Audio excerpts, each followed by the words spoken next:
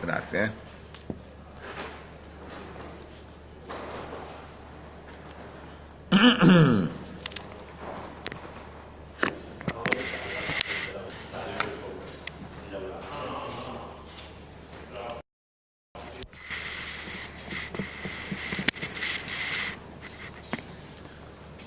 Beh, niente male. Buongiorno a tutti. Beh, Venezia è un po' così, insomma, è un set sempre pronto, non ha bisogno di allestimenti, basta porre l'obiettivo ed ecco che, come dire, ci vorrebbe in sede, ci vorrebbe in studio una vetrata come questa che mi ritrovo alle spalle, qui dal business center, nonché la lobby, nonché la reception, la conciergerie del Hotel Monaco e un Gran Canal. Buongiorno a tutti, amici, mi state già seguendo su Periscope, in attesa del bravo direttore qui di casa Benetton, se mi posso appunto permettere. Siamo appunto in uno dei palazzi proprio qui io la definirei quasi, qua ne parliamo, ecco, di questa cosa ne parliamo, anzi non voglio togliere nulla a coloro che fra 2 minuti esatti saranno con noi, ovvero gli ascoltatori radiofonici di Radio Milano TV. Vedo il direttore in lontananza, il direttore che mi sta raggiungendo qui nella postazione che abbiamo preparato per lui. E bene, quindi da Venezia. Eccolo qua, buongiorno, ci si vuole accomodare.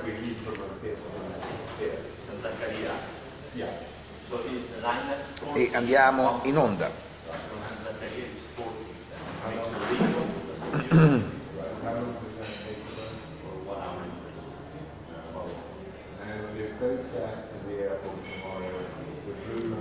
Perfetto.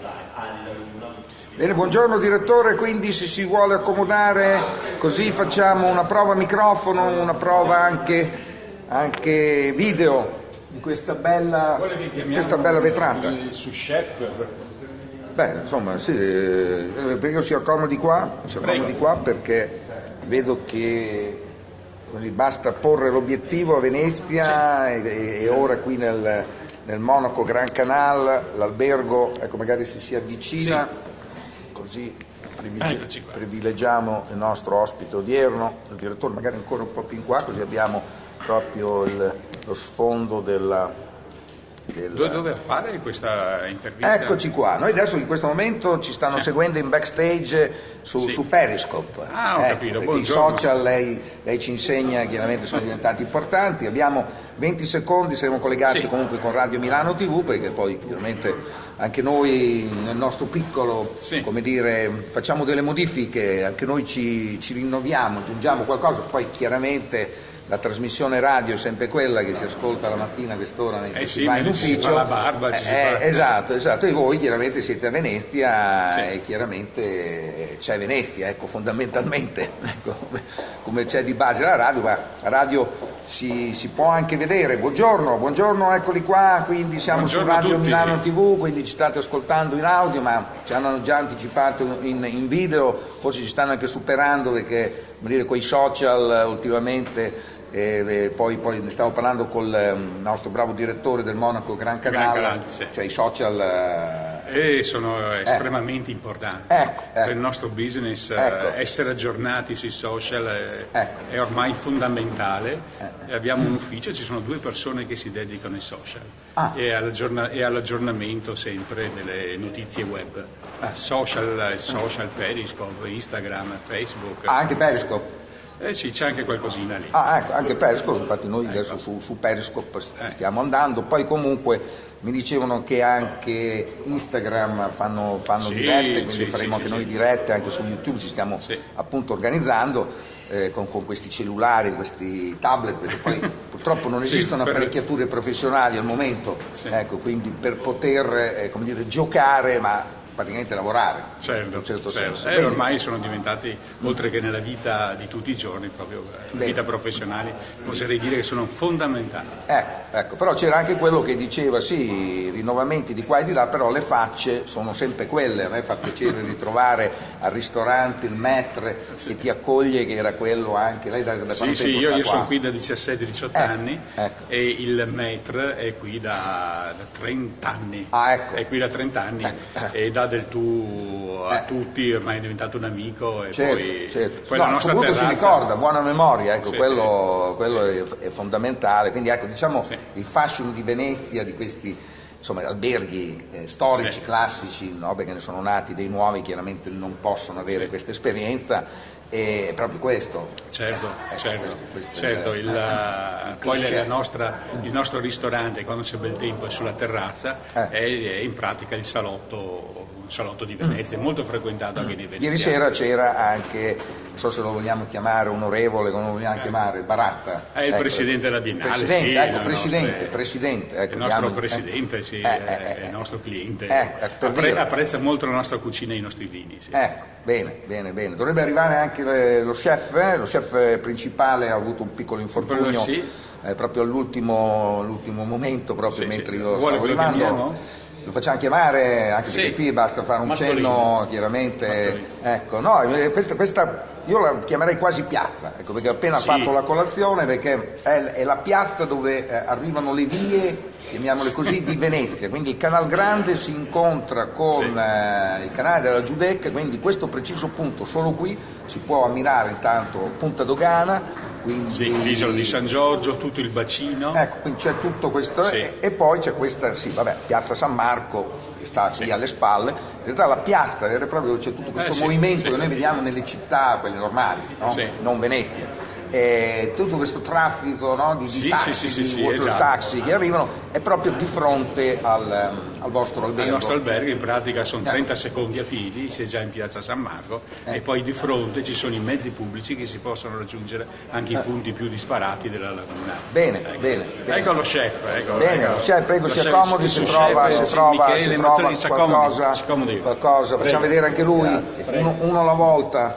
Bene. Ecco qua, quindi è quello che cucina poi alla fine, quando lo chef ha altri impegni, magari sta facendo il giro dei tavoli per salutare i clienti, perché poi lo chef più delle volte, come dire, ci deve essere lo chef, insomma, ecco, quindi in Italia ancora nei ristoranti, come dire, c'è l'abitudine di trovare il cuoco un po' come la mamma e il babbo a casa, è vero che la cosa per il pubblico mondiale è un po' pittoresca, come dicono, no?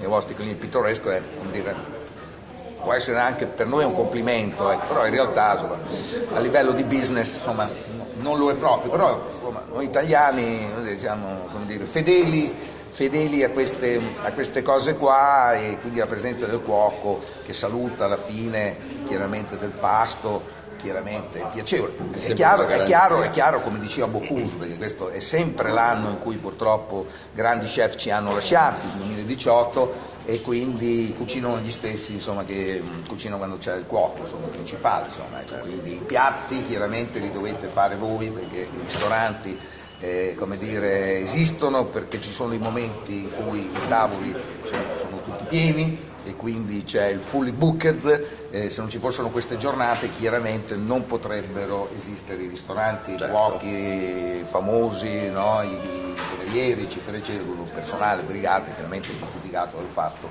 che ci sono chiaramente periodi anche molto intensi, non solo il sabato, no? Per la maggior parte dei ristoranti, ma anche dei grandi eventi. Bene, allora intanto siamo con, se possiamo vedere, Michele Mazzolin, che chiaramente è qui delle zone ecco, locale, chilometro zero. Esatto. Ecco, bene. Quindi insomma la vostra cucina è stata premiata, questo cappello che lei ha sulla testa, è stato riconfermato perché le guide poi si trasformano, la guida dell'Espresso vi ha dato questo riconoscimento che comincia a avere un valore simile a quello della Stella, chiaramente dato non dalla Miss ma dalla guida dell'Espresso, e comunque evidenzia che evidentemente la vostra cucina è valida, una buona cucina, e quindi si mantiene, devo dire, molto bene, perché si tratta di un ristorante storico, sì. Il vostro, che poi il Gran Canale, cioè Monaco è un Gran Canale, significa che c'è... Il Gran Canale è il nome del ristorante. Ecco, quindi c'è l'albergo, Monaco, e c'è da sempre. Da sempre. Non si sa se è nato prima il ristorante o l'albergo, comunque... quello come dire non significa assolutamente nulla, quindi insomma questa cucina, sì. Ecco, questa cucina che tipo di cucina è? Noi cerchiamo di trattare materie prime buone, fatte in maniera anche abbastanza semplice e abbiamo qualche piatto un po' più innovativo, abbiamo qualche varianti pesce, carne, vegetariano, quindi cerchiamo di accontentare un po' tutta la clientela. Sempre cercando di usare la materia prima, che secondo me è molto importante, di qualità. Ecco, lo chef intanto si chiama? Lo chef si chiama Sandro Traini. Sandro Traini, che tra l'altro volevamo avere con noi, anche perché volevo un po' trasformare questa intervista, chiaramente al ristorante, un po' anche un reportage su un ristorante che quest'anno ha avuto 3 stelle Michelin, perché proprio nel periodo in cui è arrivato il cappello a voi, il cuoco, non so se è andato pure lei, è andato su a Rosalpina. Sì, no, lo conosco un po' di fama, ma il cuoco dice, io sono cliente abituale di questo Sant'Ubertus, che ha avuto 3 stelle Michelin, che tra l'altro è il primo ristorante nella Mitteleuropa, nella Mitteleuropa secondo me ci sta dentro anche Venezia, quindi la possiamo mettere, no, questa zona che per gli italiani è il nord-est, il Friuli Venezia Giulia, poi c'è l'Austria, c'è la Slovenia, insomma ci sono tutti questi paesi, in alcuni esce anche la guida Michelin, e Norbert Niederkofler è l'unico ad aver ottenuto 3 stelle, recentemente penso abbia cucinato, mi sembra a Bucarest o a Budapest, comunque a una presentazione, e devo dire i cuochi di tutto il mondo 3 stelle Michelin hanno molto apprezzato tra l'altro questa cosa, quindi sarebbe piaciuto così giocare con lui, perché magari invertiamo i ruoli, magari io mi metto a cucinare e lui fa il giornalista, no? Certo. Si può anche, ogni tanto si fanno queste cose, certo. Purtroppo dobbiamo rimandare perché... magari ci sarà un'altra occasione, perché lo chef, perché abbiamo organizzato appositamente per trovarci, poi nel momento chiaramente in cui io sono arrivato, che finalmente era tutto a posto, ha avuto un piccolo problema di spalla. Sì. Bene, quindi ora fra i piatti cosa possiamo avere? Cosa c'è che comunque rimane? Rimane sempre in carta. Come? Sempre in carta, cos'è che abbiamo? Sì, noi abbiamo da parecchio tempo la nostra tartare di salmone e pesce spada, che viene fatta con del salmone affumicato, marinato e pesce spada.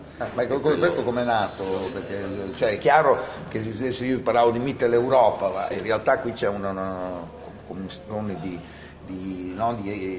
nazionali, no, eccetera eccetera, quindi è vero, io anni fa apprezzai una pizza, devo dire, ora che si parla, non so se la fate anche voi, la pizza gourmet, lunga lievitazione, comunque in un posto qua vicino provai questa di fasolato, la pizza di fasolato, che era praticamente un impasto al nero di seppia dove c'erano tutti questi frutti di mare, lui ci aveva messo dentro anche il salmone, ma mi pare una stronzata, però effettivamente a Venezia il salmone è sempre presente. Io vedo che va molto. Quindi mi sembra che questo piatto qua vostro sia nato un po' anche dalle richieste dei clienti. Il salmone affumicato poi lo facciamo noi in casa e vedo che comunque la clientela lo apprezza parecchio perché c'è un buon consumo.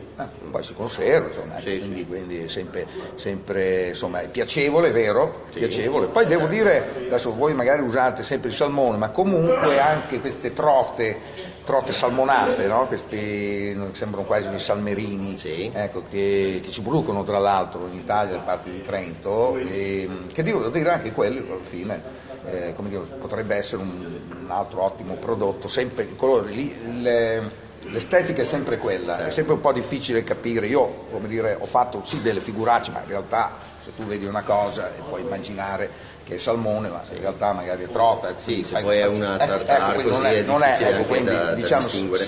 Se gli errori sono questi siamo a posto, però effettivamente qualcheduno con la cucina, con la popolarità che sta avendo adesso la cucina, se tu non sei pronto a riconoscere qualsiasi profumo, sei un incompetente, non è così, quindi per noi l'anguilla rimane sempre quella cucinata in un certo modo piuttosto che solamente il sapore, l'anguilla un po' evoca, no? certi... Una cosa che noi non facciamo. Voi L'anguilla. L'anguilla non utilizzate? No, cosa utilizzate? Ma come pesce abbiamo dei rombi, branzini, alle orate, scampi molto. Pesce di mare, sì, diciamo. Sì, sempre pesce di mare, non pesce di lago. No. Vicino alla foce. Esatto, sì. E poi sull'anguilla giustamente un signore ci faceva notare che come dire, è di mare, cioè l'anguilla effettivamente è di acqua dolce e la si trova comunque in prossimità del mare. Poi noi chiaramente qui abbiamo il Po, anche altri grandi fiumi, chiaro che poi i fiumi nelle zone dove sfociano chiaramente rimangono, no? Sempre fiumi anche sull'acqua, quindi è una zona intermedia. Certo, ovviamente certo. È un mix di acqua dolce e salata.